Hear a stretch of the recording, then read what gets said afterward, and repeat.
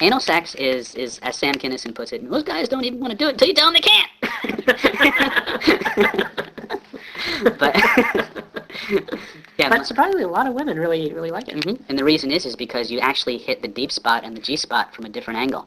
Now, we talked about the G spot with David Shade a bit. Mm-hmm. And that's the spot on the floor or the roof, depending on which way she is. It's on the, if she's facing towards you, yeah. It's on the bottom of She's tits up. Yeah, she's tits up.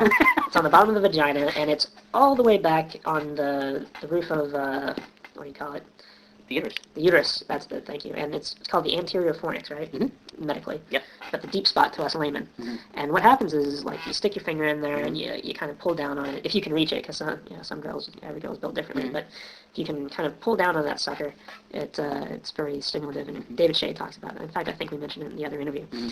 So, when girls who particularly like anal sex, they're built in such a way where the penis and the anal area can actually stimulate both that and the G-spot. Yeah, it's kind of like, how some women, David talks about how some women like to have their clitoris stimulated underneath the hood of the vagina, where you take the upper lip and you pull it over the clitoris and massage that way. Well, when you're coming in from the anus, you have a layer of skin between the actual, anal region and the vagina, and there's actually that skin when your penis goes inserted into the anus, that actually presses on that G-spot, but you got that little piece of flesh. It's actually more than a little piece of flesh. I'm simplifying, but so you get that little bit of coverage. So it's a similar stimulation, but that pressure, that constant pressure, is what gets them. It's not. It's a vaginal orgasm rather than a clitoral one or an anal one. Well, I mean, there is no way to orgasm through like the anus, but it's through that stimulation of the vagina through that. Yeah, I've discovered that there are so many ways that a woman can have an orgasm. To say that it's not an anal orgasm, I don't know that it may be true, maybe not. The simple truth is once you've got a woman's mind actively stimulated, you can make any part of her come. It's kind of fun. But okay, so you don't just jam it in there. And No. I actually do what I call the illusion of control, and what that means is she's doing exactly what I want her to do, but she thinks she's the one in charge. So what I do is, first of all, I'll warm her up by maybe inserting my little finger in there while I'm actually stimulating her clit or her vagina, so that as she's coming, every time she undulates, I inch it a little bit deeper because the sphincter on the anus tends to flex a little bit. Do you use any lubrication for that? Sometimes. Generally, sometimes I use her lubrication because depending on how much she's really excited, there's a lot extra to play with. And if it's after the squirting organ, you can just scoop it up. Yeah, you can scoop it up, slap it in there. Usually I'll keep a lubricant handy just for that. But if I'm just going for, like, a lot of times what I'll do is to get her used to having something in there, I'll stick my thumb in the vagina as I lick the clit, and I'll use my middle finger, and I'll just slowly, every time, she starts to twitch or whatever, that sphincter muscle is going to release. And every time it releases, I'll just inch my finger in there until it's up to, like, the second or even all the way in. And I will just let it in there so she gets used to having it in there. And as she gets closer and closer to coming, I'll start to move up and down. And you can feel through the skin where in the vagina you are. And I'll start to massage that way. So that gets her used to having something in there to begin with. The other thing I'll do, and then I'll go to something slightly wider, like maybe I'll use my thumb. And again, I'm still manipulating and massaging everything else. And then finally, when I'm sure she's really excited and she's really willing, I'll say, this is how you're going to do it. You're going to put it in. In other words, best way I found to do this is doggy style. And what I'll do is I'll have her get her dog, and I'll have her insert. I'll actually have her do it doggy style, or I'll have her mount me, and I'll have her manually insert my penis into her anus. Yeah, she guides it in. She guides it in. She controls the pressure. She controls the stimulation. And the pace. That's pretty important. Yeah, because what I tell her, I said, you find the way it feels best. Okay? Well, that presupposes that it's gonna feel good, and she just got to figure out how it's going to feel best. Totally takes her mind off any kind of pain. Now, it's going to be some stretching involved, but because she's in control, because she's moving at the rate and speed that's comfortable for her, she's still doing what you want to do. The challenge is, guys get so excited, they want to just start pounding away. No. First couple of times, you need to let her do it all. And once you do, she becomes your regular three-hole girl. Yeah, and this is not only a way just to have anal sex to start off with, this is also a way of conditioning a girl to give you anal sex whenever you want it. Yeah. I had, you actually met a couple of girls that I was their first anal experience. I got the anal cherry. So, which can be quite satisfying. And that's actually how I term it a lot of times. She says, I want the one you kept. That's the one I want. And in fact, some girls, you've claimed that that's your hole and no other man shall ever, go there. And even though they go out and fuck other guys, they'll never let another guy go for that hole because you own it. I own it. I have one girl that, oh my God, even ones who swear they'd never. I have one woman I've been seeing now, probably for over almost a year and a half, and she never swallowed, she never did anal, she never did it in the backseat of a car. I closed her in the backseat of my Jeep the first night. I just look at her and say, I want the hole. Give me the hole. And she'll just mount up. And you're like, give me my hole. Yeah. Because so you know what? So you want? I said, baby, you want me to come? Do you know what I need? You know what I want? You know what to do? She mounts right up.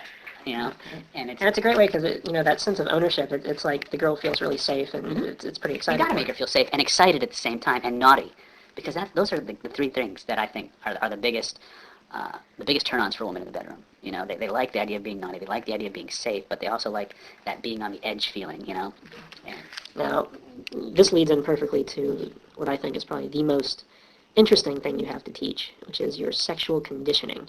Now, for guys who are kind of new at this or like don't have the opportunity to meet the type of guys I do, this is incredibly important because when you condition a woman, you're basically, it sounds bad, but you're training her to do stuff. I mean, girls train guys to do things too, but but in this way, it's kind of stealing the power away from them because you're training them to do what you want, and it's great because you don't have to do as much work.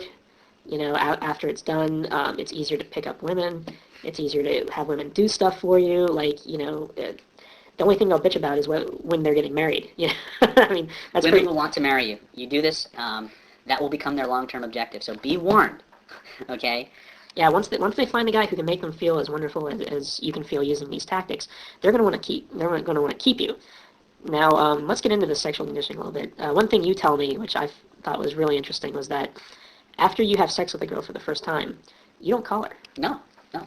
And the reason I don't call her is because it's that scarcity frame you're setting up. Okay, you've just given her the experience of her life in most cases. You've taken her to a sexual level that no man has ever done.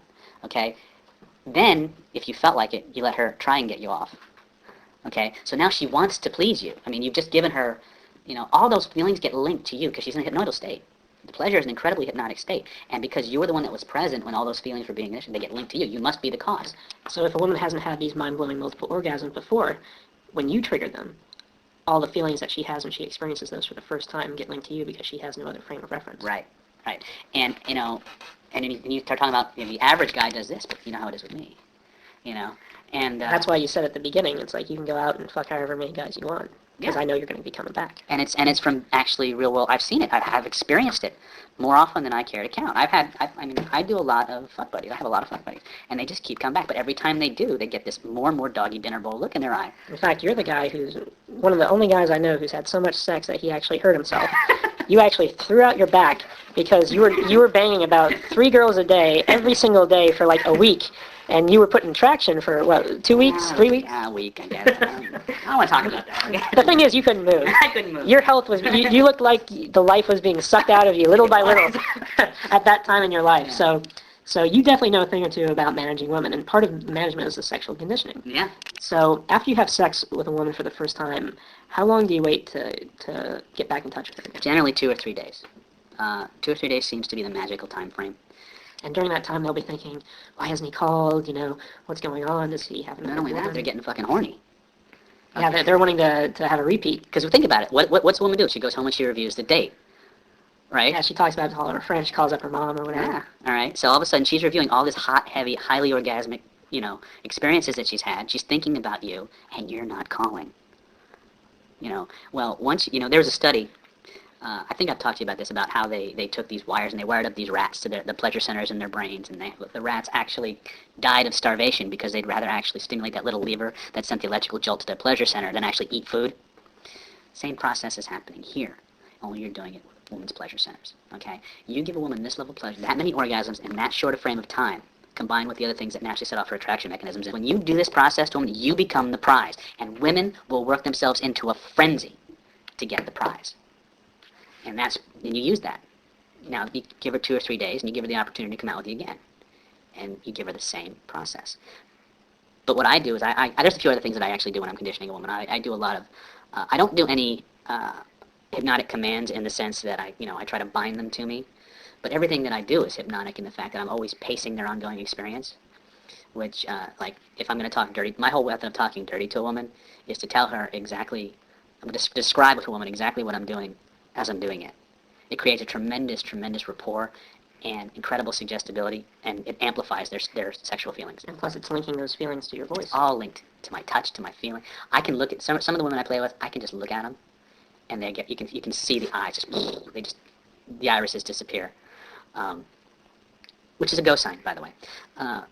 So there's a bunch of things that we do in the sexual conditioning, but the whole thing is, at any point, you got to be willing to walk away. You got to let her know in a very nice, non-confrontational way that this, what your rules are, how they work. You give her the experience of her life. You send her to fuck home, and you don't call her for 2 or 3 days. And then you call her up. You say, hey, I'm gonna go do this. You want to come? And she'll probably jump at it. Usually, if you've done it right, she might try and play, give you a shit test or something. I'll see you later. Just walk. Because if you can tell by the experiences you've given her that no one's been able to do that for her. And it may be a legitimate, excuse for you. Usually they'll just jump at it. They'll be like over at your house in like 20 fucking minutes. And you give her the same process. By the time you've hit her, you've done this process to her 3 times, she's so hooked she can't leave. She can't leave. I've tested this stuff in ways that you could not possibly imagine.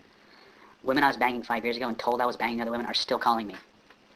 In fact, one of the women I'm banging is actually transcribing my book, and she's in it. You become such a rare jewel and such a powerful source of pleasure. It's a sexual addiction.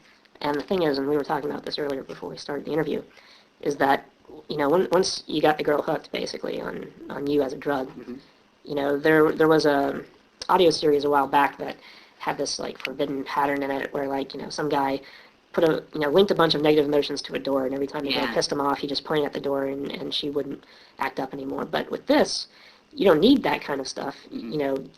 The thought of losing you in and of itself is a punishment mechanism. Yeah. And again, it goes back to the whole rats and the pleasure center thing. You become, as Major Mark would put it, the dessert tray. You ever see, these nice, prim, proper women in these high-class restaurants, and they wheel out the dessert tray? And all decorum goes, they just get that look in their eye, like, ooh, sweet stuff. You become that in their world. You become really the source of tremendous, tremendous pleasure. And they will throw whatever resources they have at you to get you. Resources like money. Money, time, vehicles. They will cook for you. They will clean for you. They will buy you clothes, jewelry, cars, whatever it takes. I'm not wearing a single thing I bought right now. I mean, even the tie I just took off. I mean, it's the fucking dream, guys. I'm telling you, it's just. You got 3 different women buying you stuff, right? Yeah, I got. In fact, this one girl's father just gave you a huge check, right? Yeah, I don't know if I should mention that one. That's just evil. It's a rich guy's daughter. Who, by the way, is married. There's a book by one of my mentors, Mark Cunningham. It's not a book that has techniques in it, per se. What it does have are the attitudes, beliefs, and behaviors of the man who is naturally attractive to those kinds of women. It's called Renegade Hypnotist, Secrets of Banging Married Women or something. You can find it on www.truecore.com. But anyway, in that book, what he goes into are the fruits of actually dialogues he's had with over 10,000 women in very private, very confidential circumstances, combined with some research on what are the attributes that women find absolutely irresistible in a man. And they're derived from romantic novels. Now, the reason that becomes important is because nearly every woman I know loves these freaking bodice ripper romance novels. But the reason is because they unleash fantasies that women keep locked away inside their minds. They play with it, they masturbate to these fantasies. Okay?